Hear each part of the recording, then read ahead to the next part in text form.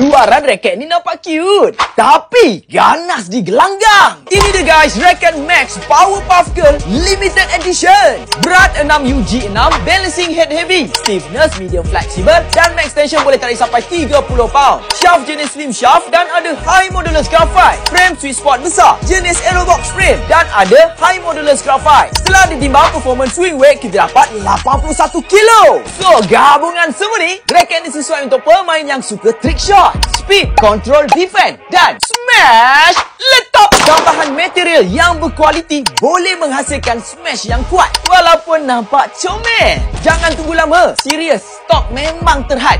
Rare pula tu dan limited edition. Beli terus.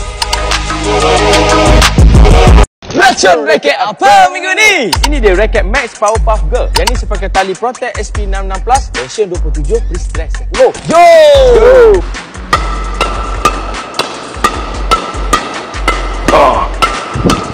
Oi.